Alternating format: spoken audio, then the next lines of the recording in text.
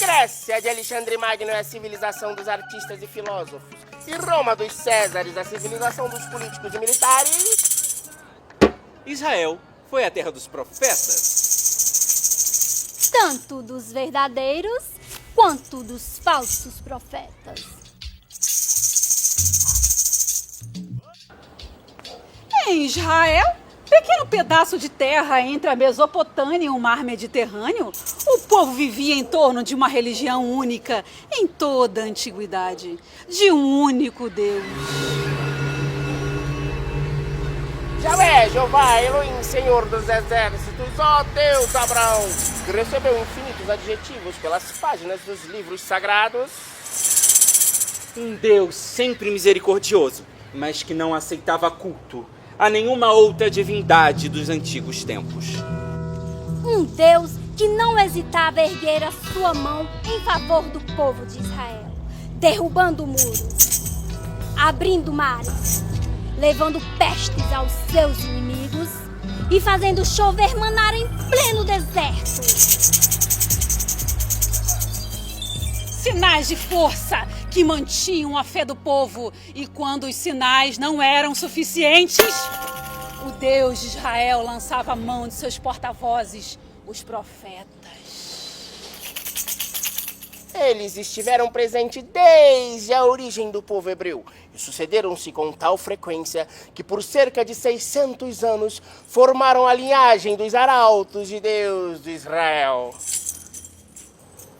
Isaías, aquele que predisse a vinda do Messias e seu reino de paz. No tempo futuro, serão cobertas de glórias as costas do mar além do Jordão. A Galileia das nações, aquele povo que vivia nas trevas, viu uma grande luz. Aos que andavam na sombra da morte, nasceu-lhes o dia. Porquanto um menino nasceu para nós, um filho nos foi dado, e foi posto o principado sobre os seus ombros. E a ele será chamado Conselheiro, Admirável, Deus Forte, Pai do século futuro, Príncipe da Paz. O seu reino se estenderá cada vez mais, e a paz não terá fim.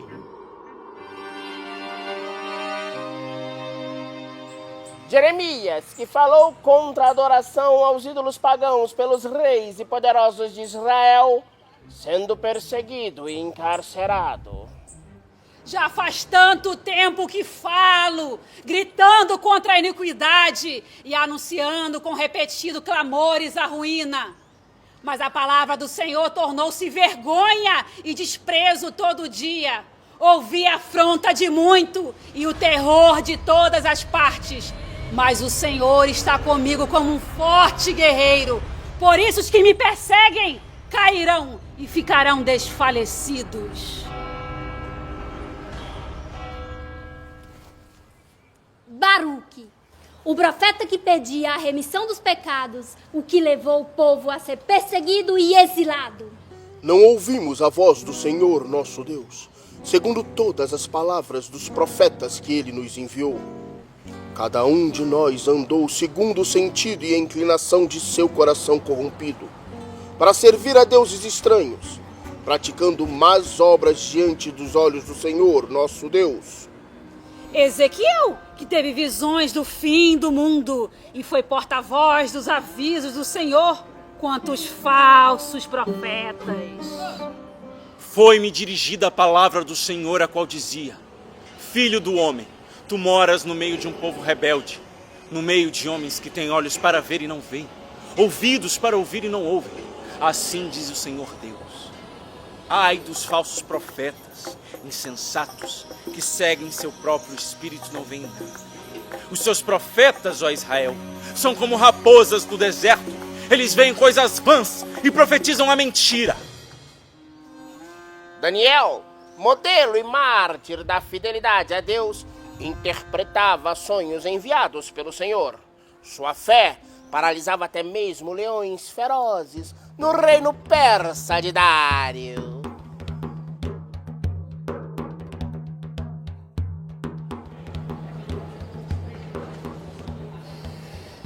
Daniel, servo do Deus vivo, O teu Deus, a quem tu serves incessantemente, porventura pôde livrar-te da boca dos leões? Ó Rei, vive eternamente. O meu Deus enviou o teu anjo que me livrou da boca dos leões, os quais não me fizeram mal algum, porque foi achada em mim justiça diante dele. E também diante de ti, ó Rei, não cometi delito algum. E muitos outros vieram e incitaram o povo e pontuaram a história de Israel. Até que no momento, as profecias cessaram e os homens santos deixaram de vir para orientar o povo. Muitos acreditavam que o cumprimento das profecias estava próximo. O Messias, anunciado por séculos, estava por chegar. Mas se não havia mais profeta, quem daria o sinal? Quem? Quando viria esse profeta desse novo tempo? Houve, no tempo de Herodes, rei da Judéia, um sacerdote chamado Zacarias, que era da turma de Abdias. E sua mulher era da descendência de Arão e chamava-se Isabel. Ambos eram justos diante de Deus e caminhavam irrepreensivelmente sobre todos os mandamentos do Senhor. Não temas, Zacarias, pois foi ouvida a tua oração. Tua mulher te dará um filho, ao qual porás o nome de João. Será para ti motivo de gozo e alegria. Muitos se alegrarão com seu nascimento, porque será grande diante do Senhor. Não beberá vinho, nem bebida inebriante. Será cheio do Espírito Santo desde o ventre da sua mãe. Converterá muito dos filhos de Israel ao Senhor seu Deus. Irá adiante dele, a fim de conduzir o coração dos pais para os filhos, e os rebeldes à prudência dos justos, para preparar para o Senhor um povo bem disposto. E como eu conhecerei isso? Pois já sou velho e minha mulher também está em idade avançada. Eu sou Gabriel, que assisto diante de Deus. Fui enviado para te falar e te dar as boas novas. Eis que ficarás mudo e não podereis falar até o dia que essas coisas aconteçam, visto que não acreditaste em minhas palavras, que hão de se cumprir a seu tempo. O povo esperava por Zacarias, admirado com sua demora no santuário. Quando ele saiu, não lhe podia falar. E compreendera que tivera alguma visão no interior do santuário. Zacarias falava-lhe por sinais e permanecia mudo. Lucas é o único dos evangelistas que se detém à história do nascimento de João, o Batista. 6 meses depois acontece a anunciação a Maria de que Cristo viria ao mundo através de seu ventre. Naqueles dias, Maria pôs-se à região montanhosa. Dirigiu-se apressadamente a uma cidade de Judá. Entrou em casa de Zacarias e saudou Isabel. Isabel, que a paz do Senhor esteja convosco. Minha prima, bendito és tu entre as mulheres, e bendito é o fruto do teu ventre. De onde me vem a honra que a mãe do Senhor me visite, pois quando a tua saudação chegou aos meus ouvidos, a criança estremeceu de alegria em meu ventre. Feliz a que acreditou, pois o que lhe foi dito da parte do Senhor será cumprido. A minha alma engrandece ao Senhor, e o meu espírito exulta em Deus, meu Salvador. Porque olhou para a humildade de sua serva. No futuro, todas as gerações me chamarão de bem-aventurada, porque fez grandes coisas por mim, o Todo-Poderoso. E santo é o seu nome, e a sua misericórdia perdura de geração em geração para aqueles que nele creem. Ele agiu com a força do seu braço, dispersou homens de coração vazio, depois dos tronos os poderosos, e exaltou os humildes, e despediu de mãos vazias os ricos. Socorreu Israel, lembrando de sua misericórdia, conforme prometera a nossos pais, a Abraão e toda a sua posteridade para sempre. Maria permaneceu com Isabel pelo menos 6 meses. Depois voltou para sua casa. O Batista era uma dádiva para sua família. Quando nasceu, os vizinhos vieram festejar a sua bênção. Era uma família judaica que seguia a lei de Moisés e dos profetas. No 8º dia, o menino foi circuncidado. Queriam dar-lhe o nome do pai, Zacarias. João, seu nome será João. Mas em sua parentela não há ninguém com este nome? João será chamado João. A palavra final deve ser do pai. Que nome terás o menino? Ele não pode falar? Uma tábua. Traga uma tábua. Zacarias, que nome terás o teu filho?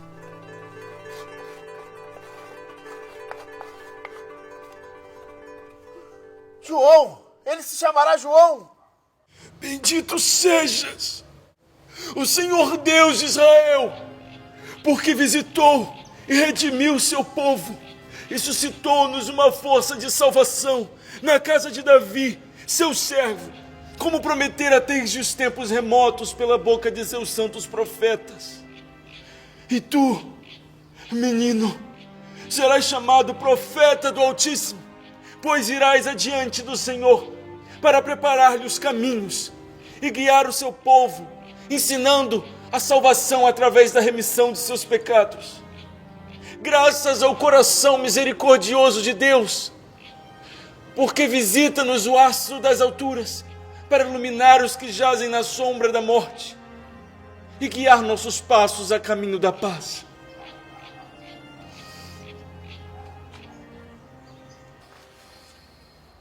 O profeta do novo tempo havia chegado, seria o herdeiro da tradição dos homens santos de Israel.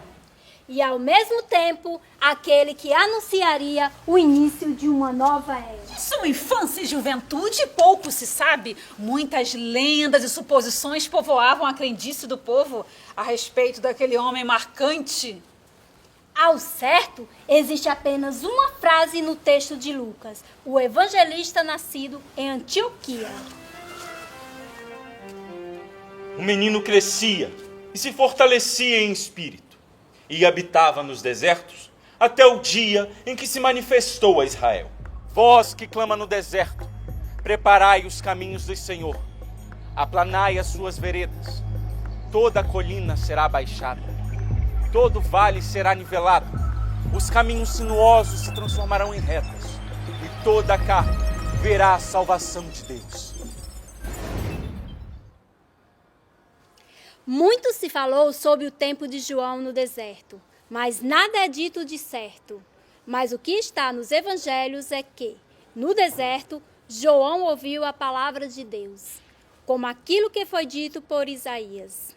Era o 15º ano do império de Tibério César, quando Pôncio Pilatos era governador da Judéia e Herodes tetrarca da Galileia.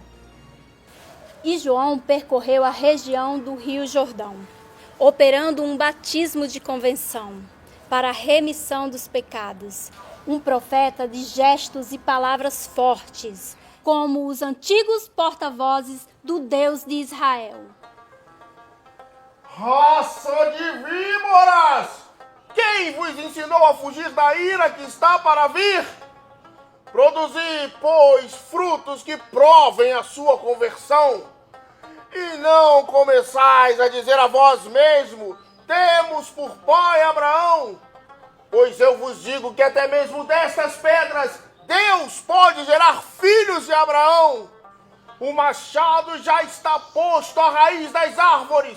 E toda aquela árvore que não produzir bons frutos será cortada e lançada ao fogo. Que devemos fazer então? Os que tiverem 2 túnicas, reparta-as com aqueles que não têm. E quem tiver o que comer, que faça o mesmo. Mestre, o que nós, cobradores de impostos, devemos fazer? Não deveis exigir mais do que lhe é de direito. E nós, soldados, o que devemos fazer? Não molesteis a ninguém com extorsões, não denuncieis falsamente, e contentai-vos com o vosso soldo.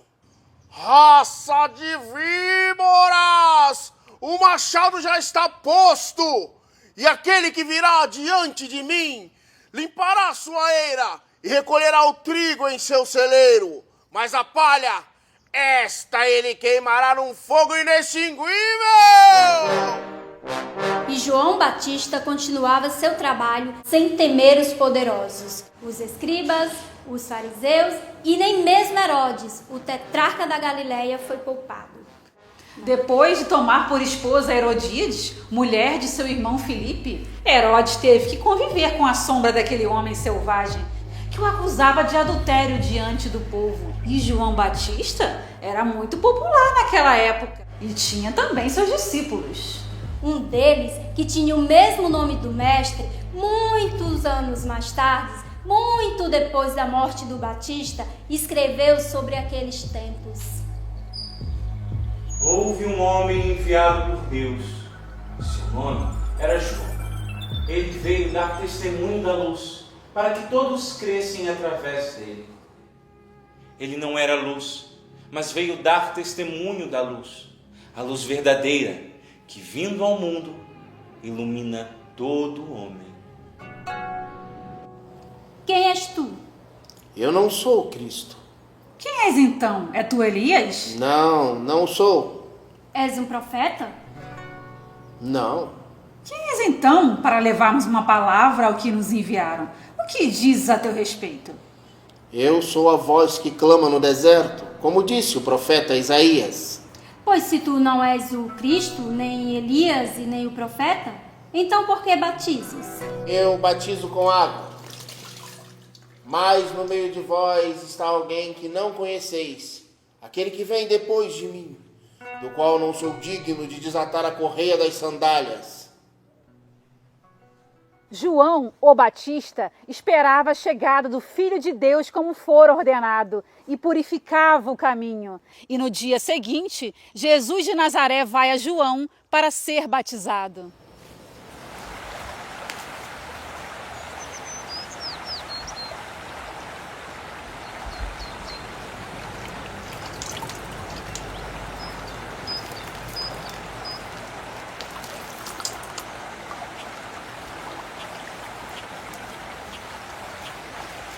Senhor,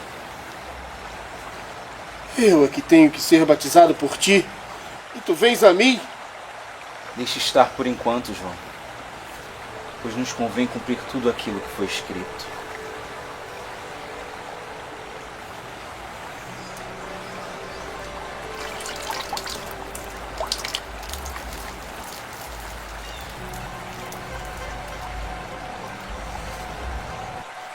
Eis o Cordeiro de Deus, que tira o pecado do mundo.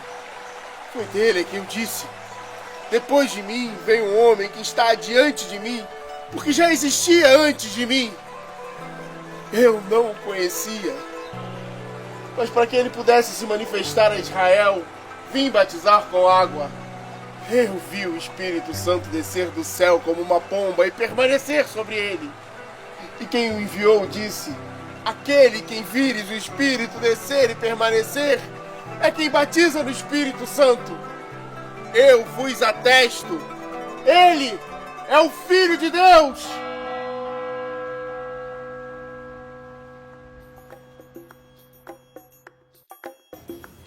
O batismo no Rio Jordão, pelas mãos de João, marcou o início da vida pública de Jesus. E nos anos seguintes, Jesus operaria milagres e prodígios, faria discursos marcantes, enfrentaria a traição, a prisão e a morte, confirmando assim as profecias de Isaías, o profeta do início dos tempos até João. Mas se por um lado Jesus tomava o lugar que lhe era de direito no mundo, na história e no espírito humano, João Batista perdia lugar àquele novo rabi e se preparava para dar o último desafio de sua fé.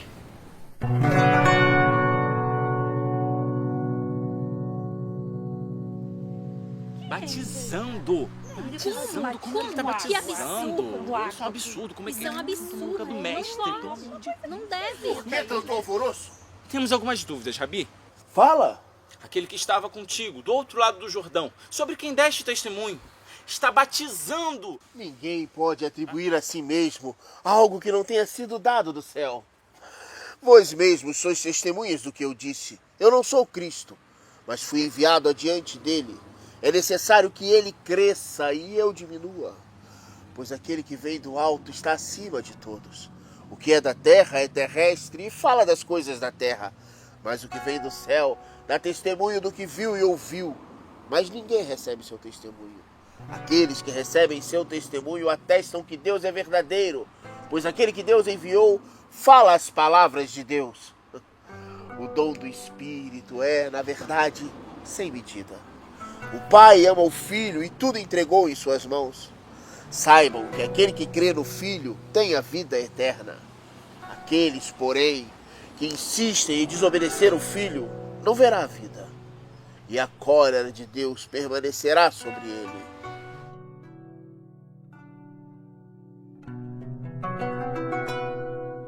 João Batista, entretanto, ainda incomodava os poderosos, bradava contra as injustiças e iniquidades. A relação imoral de Herodes Antipas e sua cunhada Herodíades era um de seus alvos. Herodes temia aquele homem santo de olhos irados. Ó sanguíneos! O machado já está erguido! Ó sanguíneos! Tu precisas calar este homem, Herodes. Precisa. Ele fala contra nós ao povo e ataca a nossa moral. E tu nada fazes. Ele é inofensivo. Ele dá ao povo o que o povo precisa. O que tu temes? Por acaso achas que o João Batista és um santo? Eu não temo homem algum. Só não quero dar ao povo um mártir. Arrependa-te, Herodes! Ele ataca a honra de minha mãe em público e tu nada fazes. Olha, agora mesmo ele está à porta do palácio e tu nada fazes. Eu não aguento mais isto! O rei não respeita as leis do Senhor. Guardas! Guardas! Prendam esse homem e o deixem a ferro no calabouço! É pouco. Um rei de verdade deveria matá-lo. Apesar do medo, Herodes atendeu aos desejos de sua mulher. João Batista foi acorrentado e encarcerado. Sentindo que o momento da morte se aproximava, João Batista recebia as notícias dos prodígios operados por Jesus, o que foi descrito pelo discípulo Mateus. E o outro dos evangelistas, Marcos, que foi secretário do apóstolo Pedro, deixou sua descrição da morte de João Batista. Ora, chegou um dia propício. Herodes, por ocasião de seu aniversário, ofereceu banquetes aos seus magnatas, oficiais e grandes personalidades da Galileia. E na ocasião, a filha de Herodíades entrou e dançou e agradou a Herodes e aos convivas.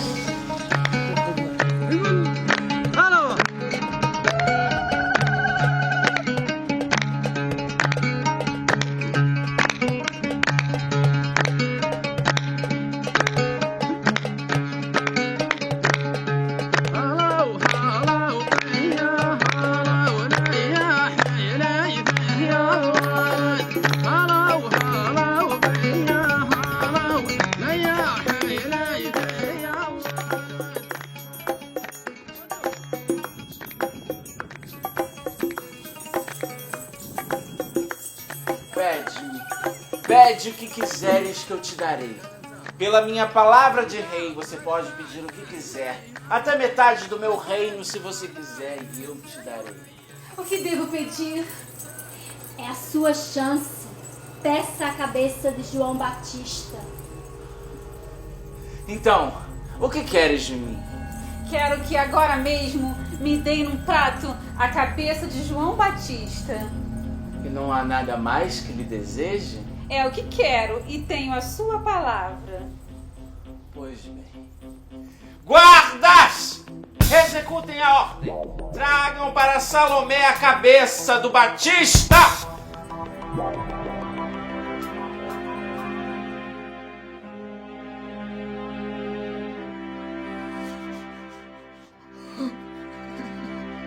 Por que, meu pai? Por que me abandonaste, meu pai? Não me deixe aqui sozinho. Eu preciso de uma resposta, meu pai! Por quê? Por quê? Ah! Oh, meu pai! Não me deixe aqui sozinho, pai! O que eu fiz? O que eu deixei? O que eu deixaste de fazer, meu pai?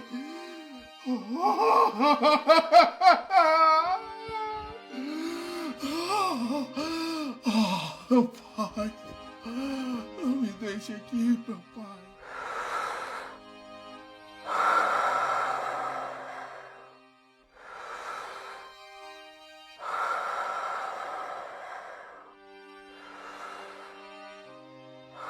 Eu sou a verdade e a vida. Quem crê em mim, ainda que morra, viverá. Quem vive e crê em mim, jamais morrerá. O Senhor Deus cumpriu todas as suas promessas, ainda que nós, os homens, por vezes percamos a nossa fé, a força, a coragem e a esperança. E mesmo nos tempos confusos de hoje, em que as cidades são como desertos tomados de gente, basta acreditar, orar. Que até mesmo eu, você, pessoas comuns, podemos ouvir a voz do último dos velhos profetas e primeiro dos filhos do novo tempo a dar o seu testemunho de fé. O Pai ama o Filho e tudo entregou em suas mãos. Quem crê no Filho tem a vida eterna.